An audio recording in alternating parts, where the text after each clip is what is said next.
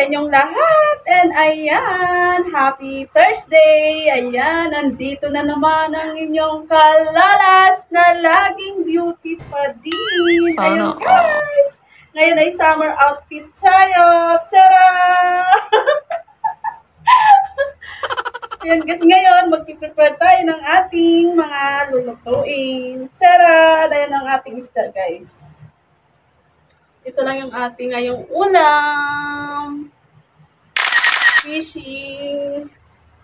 Yan, wawash natin to guys. Tapos, meron tayo ditong malunggay. Fresh. Ayan.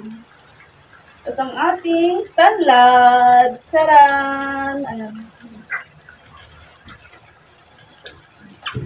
At kamatis. Ayan lang. Ayan lang yung ilalagay natin guys.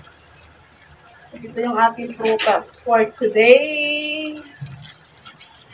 Wash lang natin ito.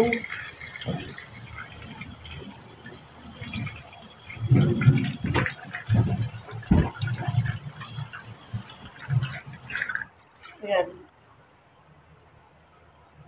Matulong natin siya dyan.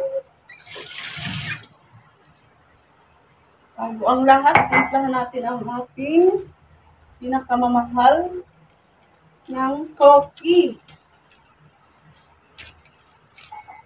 Dahil sabi niya, patimpla daw siya ng kape. Ayan, kumusta naman guys ang inyong today? Sobrang init sa amin mga kalolas. Ayan. Naubos na guys ang aming tasa, wala nang natira.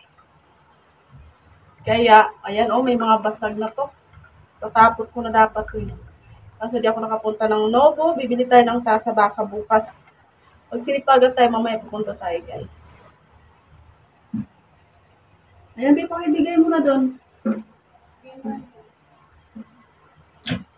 Ayan, hugasan ko lang po guys. Tapos, i-ready natin sasabaw natin. Pinahirapan na ba yung kanin? Ayan, hugasan lang natin ito. Ating fish. Fishing.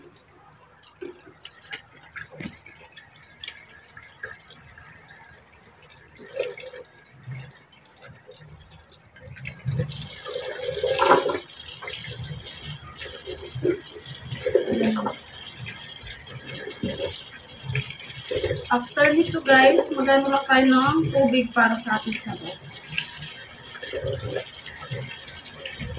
Hindi ko alam kung anong isda to guys. Ayan siya oh. Hindi ko alam kung ano ito. Yung asawa ko lang nakaalam ito kung ano to isda na to. Ito hugasan ng ating maayos. Yan, balik natin para makapulit. Dahil nga, sa pagkain, kailangan linisin. Tara. Sa pagkain ito lang guys, kahit sa gabi, sobrang init. Ibigay mo muna ito, Ben. Ayan.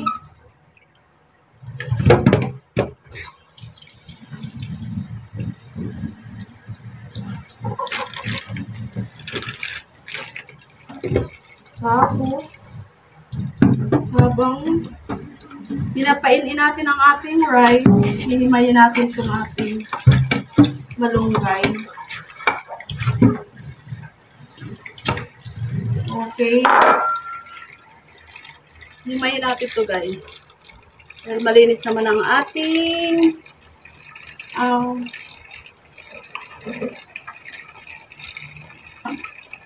ito yung gagamitin natin yung kaserola. Hugasan natin ulit. Ayan, i-ready lang natin yan. Dahil dyan natin lalagyan natin mga sibuyas at sili.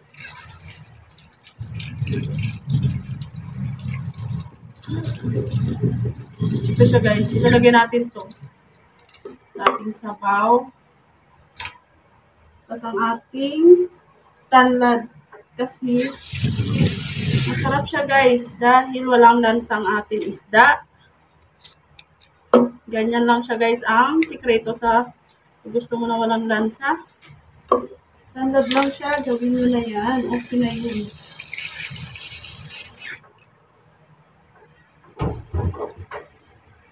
Tapos ito, kukuha lang tayo guys dito ng parang ang dami ata dito. Ito lang siguro yung isa. Ibigay mo na yan, Bill. Lamig na naman yan. Ito, itira natin. Itira natin siya.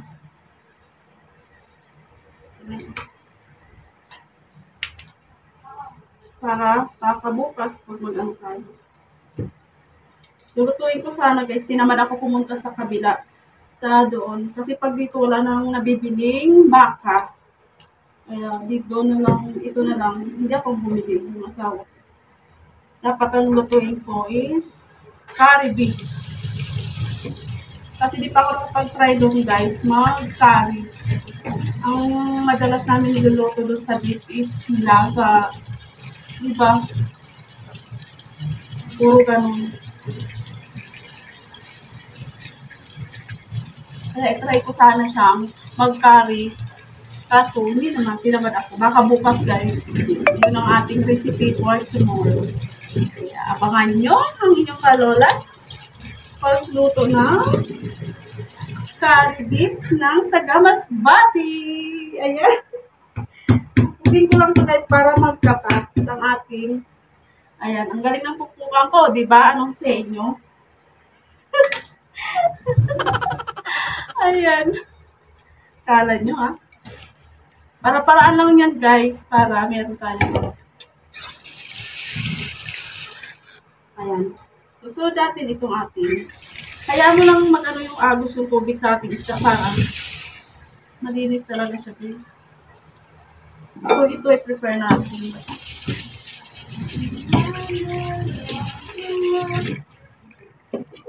Ayan. Ito guys ang ating lalagyan ng tubig.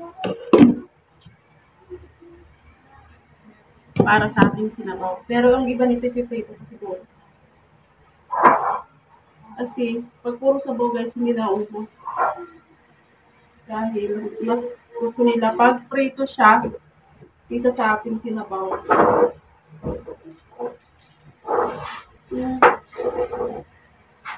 Paggabi ang ulam namin, sinigang na hipon. Kaya, hindi kami nag-isda. Nakaraan naman pusit, tapos yung chicken, ha? Yan ako guys. Binabad sa cook. Diba? Kung ano-ano na lang yung maisip na gagawin para lang makaulam.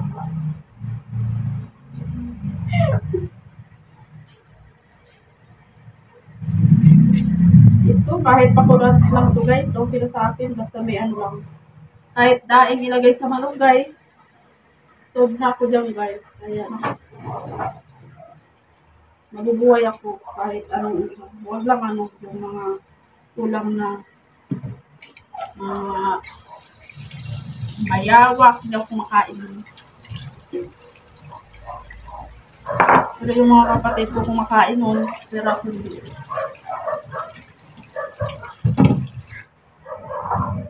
Kahit ganito lang yung pagmumukha ni Kalolas, pero mapili din ko guys pagdating sa kanyang pagkain.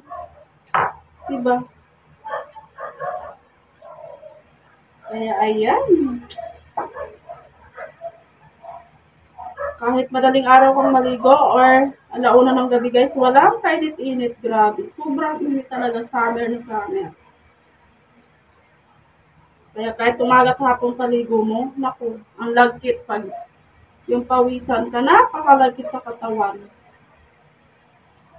Grabe yung init. Kaya ngayon yung bata kong makulit, sando lang pinapagamit ko doon guys, hindi ako. Sobrang init eh.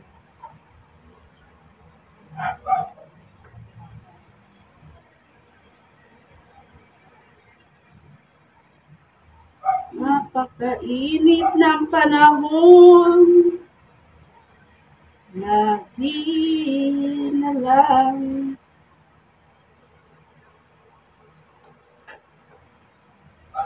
Ay, naku, buhay. Wala ditong maingay kasi nasa labas yung bata namin na makulit. Nasa kabila, nasa ano, mga pamangkin ko dyan. Pag nandito yun, wala kayong maririnig, kundi ang bunganga lang niya. Di ba? Kaya ayan. Sabaw-sabaw. Bukas, mag-ano naman tayo, yung dry naman yung ating ulam. Bili talaga ako guys sa pang-spray dahil Diyos ko, dami langgam sa labas. Binabahayan yung sa gilid. Yung binubutas nila yung simento. Tapos may nakita na akong ipis na isa, dalawa. Pag meron ng gano'n, kailangan ko na mag-spray. Hindi pwedeng hindi ka mag-spray dahil yung ipis, pag ano, nanganganak yan siya. Wala nang nakatambak sa ilalim, tinanggal na namin lahat. Talagang nabubuhay pala talaga yung ipis. Makapi yan eh, pag nakadapo sa ating katawan, makapi. Ayan, malapit na to.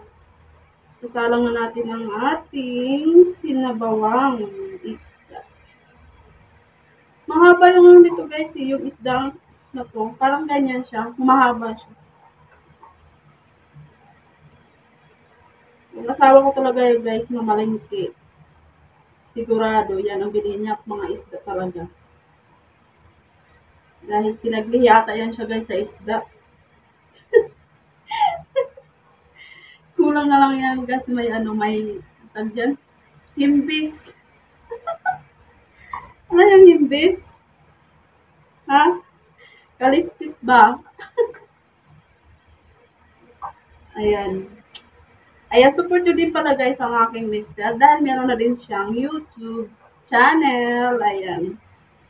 Kaya, pa-like naman din and subscribe and comment na lang kayo doon kung ano yung sasabihin niyo, kung ano yung mga ginagawa niya. Pa-support na lang ako. And please share. Meron din siyang Facebook page. Ayan.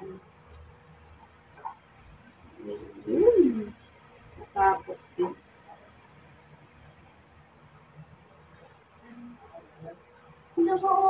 Ayun guys, sinalang ko na. Hindi ko na kayo dadalhin doon. And ayan, wag niyong kalimutan mag-like and please comment below and please subscribe. Thank you for watching guys. Bye-bye. I love you.